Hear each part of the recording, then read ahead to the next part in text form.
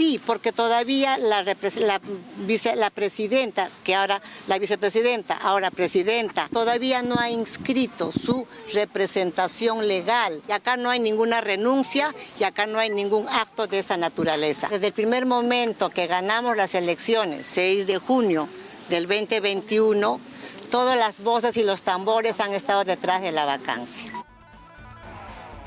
Y estamos con Lucas Gersi, abogado constitucionalista, para hablar del mismo tema. Doctor Gersi, nuevamente, ¿es o no es constitucional? ¿Se ajusta a ley el accionar de la Contraloría General de la República en torno a la vicepresidenta Dina Boluarte? Correcto. Antes que nada, muchas gracias por la invitación. Encantado de estar acá en Radio Programas del Perú. La verdad que en el caso de la vicepresidenta Dina Boluarte se han objetado varias cosas, ¿no es cierto?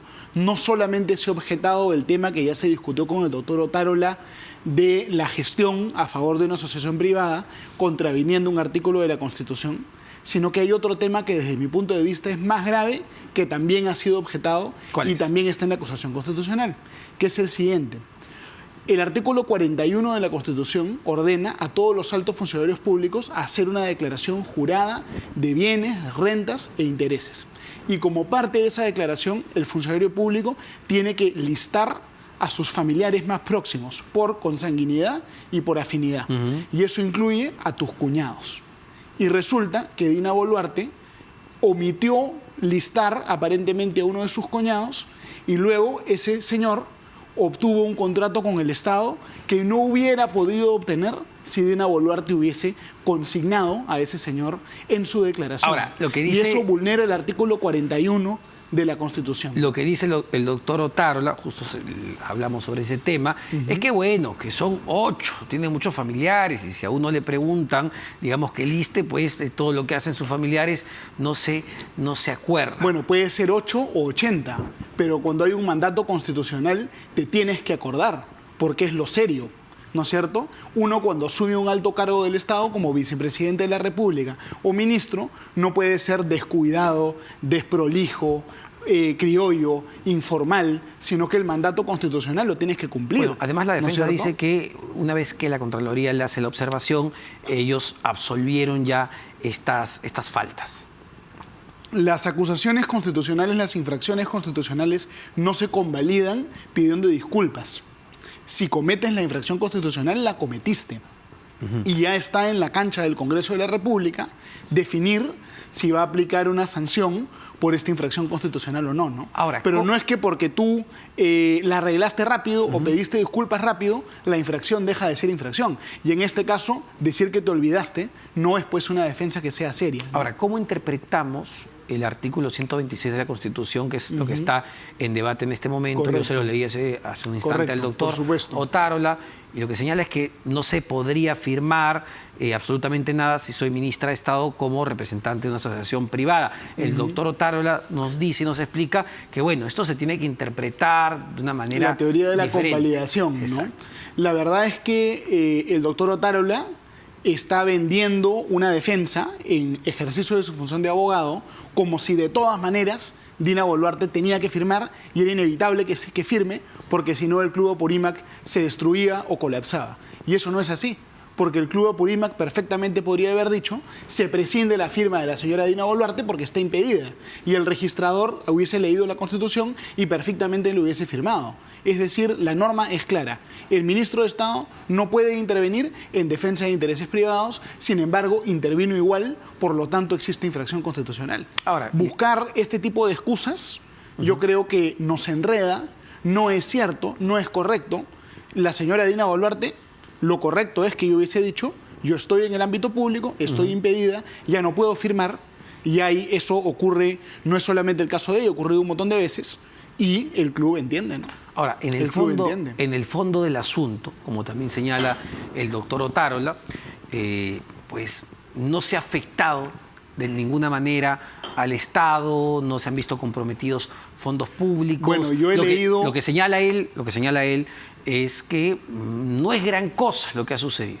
A ver, yo he leído el informe, la denuncia constitucional presentada por la congresista Norma Yarrow, y ahí sustenta que sí ha habido una afectación al erario público, e inclusive dolo, ¿no? ¿En qué sentido? En el sentido que el señor que estaba impedido de contratar en el Estado, como la señora Boluarte se olvidó de incluirlo en la declaración, contrató con el Estado. Ahí ya hay una afectación al erario público. Y habría que preguntar si este señor ha devuelto esa cantidad de dinero que percibió por ese contrato al Tesoro Público o no. Además, digamos, como digo, ¿no? No es que me chapan, corrijo, entonces ya desaparece la infracción. Acá la infracción constitucional está. Entonces, la verdad es que para mí es bastante flagrante que ha habido una infracción.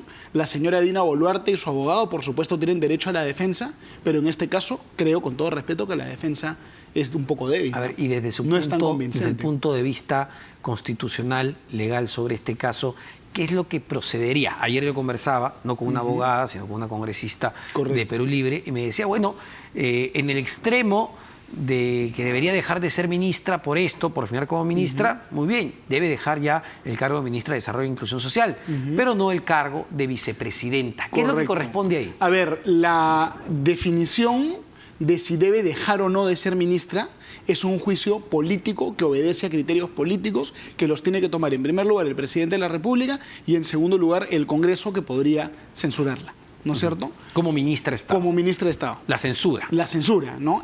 Pero por otro lado está el mecanismo de acusación constitucional.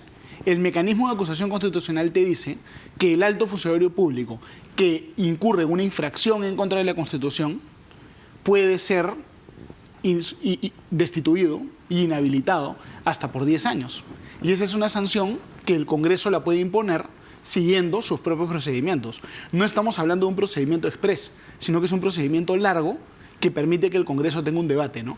Primera instancia es la subcomisión de acusaciones constitucionales, segunda instancia la comisión permanente, que acusa en este caso a Dina Boluarte frente al Pleno del Congreso, y el Pleno del Congreso, sin la participación de la comisión permanente, es el que toma la decisión correspondiente. Y eso no es golpe de Estado, no es una barbaridad, sino que es un mecanismo plenamente constitucional que se ha aplicado un montón de veces contra todo tipo de funcionarios del Estado. Pero en términos prácticos, digamos, con esta acusación constitucional de aprobarse bajo, digamos, el esquema ya establecido, implicaría que Dina Boluarte deja de ser vicepresidenta de la República y ministra de Estado. Así es, ambas cosas.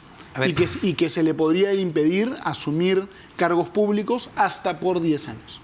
Hasta por 10 años. Y no hay, como dice el doctor Otárola y como piensan otros, incluso el señor Vladimir Cerrón, que denunció, como dijo, un golpe de Estado blando en su cuenta de Twitter hace una semana. Eso no ocurre en este caso. El golpe de Estado tiene como característica su no constitucionalidad. La operación de un mecanismo constitucional, como la vacancia o la acusación constitucional, no es golpe de Estado. Golpe de Estado, ¿qué cosa es? Lo que amenazan algunos simpatizantes de Perú Libre de cerrar el Congreso a la mala, eso sería golpe de Estado, ¿no? Pero esto no puede ser un golpe de Estado porque es un mecanismo previsto en la Constitución.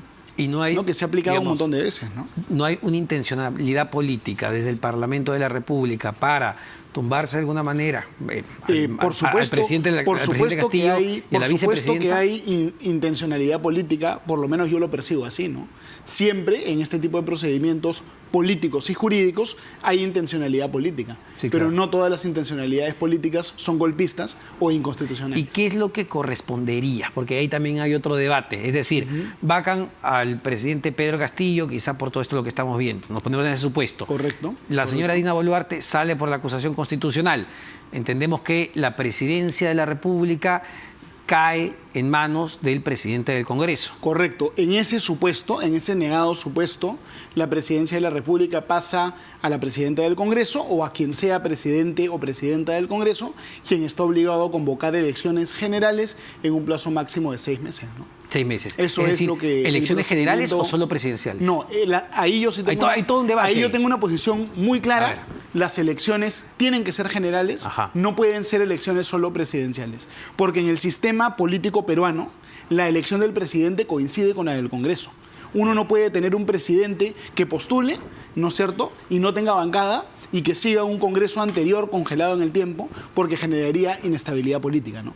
Digamos, es clarísimo. La otra solución, no, de repente a alguna gente le gustaría que sea así, pero no tiene base constitucional y tampoco tiene base en el sentido común. Entonces, esa interpretación de elecciones presidenciales yo creo que es inconstitucional y la tenemos que descartar.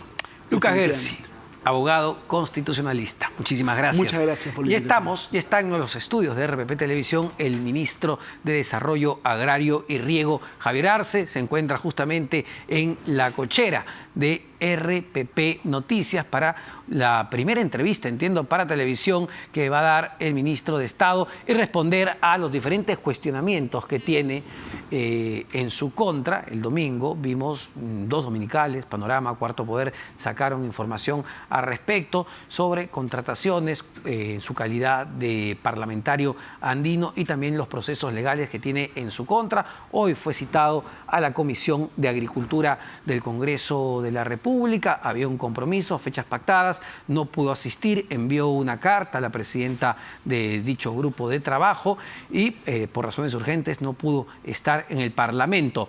Pero antes de todo eso, para contestar todas las preguntas como se ha comprometido el ministro, vamos a una brevísima pausa y venimos con todo eso.